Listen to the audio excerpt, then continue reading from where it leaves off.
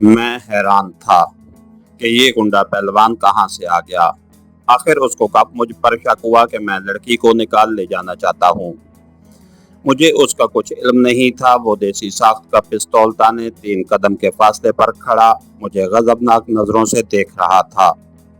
कलसूम मेरे पीछे थी। मैंने एक सेकंड में देख लिया कि ये अकबी गली सुनसान और खाली है। सिर्फ एक खंबा था जिस पर बल्ब जल रहा था। पहलवान गुंडे ने अपने तौर पर मुहिम सर कर ली थी और मुझे रंगे हाथों पकड़ लिया था, लेकिन वो नहीं जानता था कि उसका सामना पाकिस्तान के एक सरफरोश कमांडो है। मेरी फ्लैंक किक की कातिल ज़रब गुंडे की थोड़ी के नीचे हल्की हड्डी पर पड़ी। वो पिछाड़ खाकर पीछे को गिरा। पिस्तौल उसके हाथ से छूट गया। मैंने पिस्तौल उठा लिया। गुंडा गली के फर्श पर चत पड़ा था। उसके हलक की हड्डी टूटकर नरखरे में घुस चुकी थी। कलसूम मेरे इस एक्शन पर हक्का बक्का सी खड़ी थी। मैंने उसे बाजू से पकड़कर खींचा और गली में भागा। ये गली आगे जाकर दाएं तरफ घूम गई। आगे बाजार आ गया। बाजार में पान वालों की सजी सजाई दुकानें खुली थी। रिकॉर्डिंग हो रही थी और तमाशबीन इधर उधर ऐंठते फिर रहे थे। बाजार में एक साधु का किसी नौजवान लड़की को साथ लेकर चलना शकूक शुबहात पैदा कर सकता था। मैंने कलसूम से कहा कि वो मेरे आगे आगे मिठाई वाले पुल की तरफ चले। उसे मिठाई वाले पुल का इल्म नहीं था। उसने कुछ ताज्जुब से मेरी तरफ देखा। मैंने उसे कहा, आगे चलो, तेज तेज, वक्त ज़ाया मत करो। मेरे लहजे में सख्ती थी। कलसूम ने हल्के निस्वारी रंग की साड़ी पहन रखी थी, मगर उसका गोरा रंग दूसरों को अपनी तरफ मुतवज्जे कर सकता था। फिर वो तेज़ कदमों से चल रही थी, लेकिन मैंने रास्ते में हायल हर रुकावट को दूर करने का अज़म कर रखा था। एक आवारा मिजाज आदमी आवाज़ें कसते हुए कलसूम के पीछे तेज तेज चलने लगा। उसने मुझे साधु समझकर बिल्कुल ही नजरअंदाज कर दिया था। हजूर, कहाँ मारे मारे फिर रहे हैं? हमारे गरीब खाने पर चलिए। कलसूम ने उसकी बात सुनकर बेबसी से मेरी तरफ देखा तो मैंने उस आदमी से कहा, यहाँ से भाग जा। खुदा जाने उस पर मेरे इस जुमले का क्या असर हुआ कि वो 2 कदम पीछे हटकर खड़ा हो गया। कलसूम चल दी और मैं भी आगे बढ़ गया। अभी मिठाई वाला पुल दूर था कि हमें टैक्सी मिल गई। रात के 2 बज रहे थे। मैं कलसूम को साथ लिए अलीपुर रोड के मैडन होटल के सामने टैक्सी से उतर गया। मैं नहीं चाहता था कि टैक्सी वाला मेरी कोठी को देखे। यहाँ से हम पैदल चल पड़े। सड़क सुनसान थी।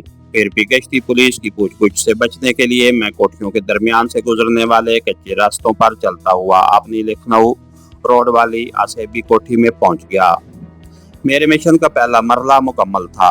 मैंने कलसूम को बिस्तर पर सोने के लिए कहा और खुद दूसरे कमरे में जमीन पर दरी बिछाई और कंबल ओढ़ कर लेट गया। कोठी के दरवाजे मैंने अंदर से मुकफल कर दिए थे। सख्त थकान हो रही थी। लेटते ही मीठी नींद आ गई। सुबह आंख खुली तो दिन काफी निकला हुआ था। कलसूम अभी तक सो रही थी। बेचारी को ना जाने कितने रातों से सुकून की नींद नसीब नहीं हुई थी।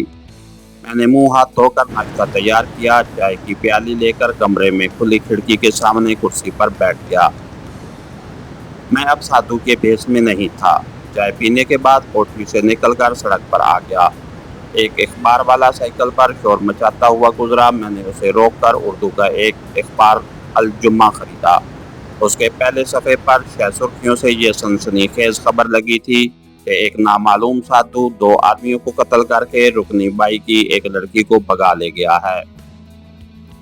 रुकनी बाई या मरने वालों की तस्वीरें नहीं छपी थी, मगर तफसील मौजूद थी। बाजार के 2 पटवारियों के बयान भी थे। उन्होंने आधी रात को एक साधु को रुकनी के घर में दाखिल होते देखा था। रुकनी ने अपने बयान में सिर्फ इतना कहा था कि एक साधु उसके पास आशीर्वाद देने कभी कभार आया करता था, मगर रात वो उसके 2 आदमियों को कत्ल करके उसकी एक लड़की को अगवा करके ले गया। उसने ये नहीं बताया था कि मुगविया एक खरीदी हुई मशरकी पाकिस्तान की लड़की थी। मैं अखबार लपेटकर कोठी में आ गया। कलसूम जाग गई थी। मैंने उसे अखबार पढ़ने को दिया। अपने बारे में छपी हुई खबर पढ़कर वो घबरा गई। अब क्या होगा, कहीं हमें पुलिस न पकड़ ले। मैंने अखबार उसके हाथ से लेकर मेज पर रख दिया और कहा, इन बातों को भूल जाओ। मैंने ऐसा कोई सुराग नहीं छोड़ा जिसकी मदद से पुलिस यहाँ तक पहुँचे। उठो, नाश्ता कर लो। और हाँ, तुमने मेरा नाम तो पूछा ही नहीं। बहरहाल तुम मुझे बशारत कह सकती हो। जिस तरह मैंने आपको अपना असली नाम नहीं बताया, उसी तरह मैंने कलसूम को भी अपना असली नाम नहीं बताया। बेचारी डरी हुई थी, मगर रुकनी बाई से निजात हासिल कर लेने पर वो खुश और मुतमईन भी थी। उसके रिश्तेदार फैसलाबाद में रहते थे। उसने मुझसे मेरे बारे में पूछा तो मैंने बताया कि मैं मशरकी पाकिस्तान से भागकर आया हूँ, लाहौर का रहने वाला हूँ। ढाका में कारोबार करता था जो तबाह हो गया। दिल्ली में कुछ रकम भले जमाने में जमा करवा रखी थी, उसी पर गुजारा कर रहा हूँ। यहाँ आपने पीछे कारोबारी दोस्त का इंतजार कर रहा हूँ जो मशरकी पाकिस्तान में है। 2-3 महीने उसकी राह देखूंगा, अगर ना आया तो पाकिस्तान का बॉर्डर क्रॉस कर जाऊंगा। कलसूम ने मुझे पहचान लिया था। कहने लगी, तुम शेख मेजर की कोठी में क्या करने गए थे? उस रात मैंने उसे स्मगलिंग की एक मनगढ़ंत कहानी सुना दी। कलसूम वाजबी सी पढ़ी लिखी लड़की थी और उसे दुनियादारी की ज्यादा बातों का इल्म नहीं था। उसने मेरी बातों पर यकीन कर लिया और बोली, मैं पाकिस्तान कैसे जाऊंगी? भारतीय पुलिस मुझे पकड़ लेगी और तुमने 2 आदमियों का खून किया है, तुम्हें यहाँ से बाहर नहीं निकलना चाहिए। अगर तुम पकड़े गए तो मुझ पर भी मुसीबत टूट पड़ेगी। मैंने उसे तसल्ली दी, अब मैं साधु के भेष में नहीं हूँ, मुझे कोई नहीं पहचान सकेगा। फिक्र मत करो, मैं तुम्हें किसी न किसी तरह पाकिस्तान पहुंचा दूंगा। अगर इस दौरान मुझे इत्तला मिल गई कि मेरा टाके वाला दोस्त नहीं आया तो मैं तुम्हारे साथ ही बॉर्डर क्रॉस कर जाऊंगा। लेकिन अभी एहतियात से काम लेना, इस कोठी से कदम बाहर ना निकालना। अगर किसी ने देख लिया तो मुझे फांसी के फंदे से कोई नहीं बचा सकेगा। वो समझदार थी और उसे सूरत हाल की नज़ाकत का पूरी तरह एहसास था।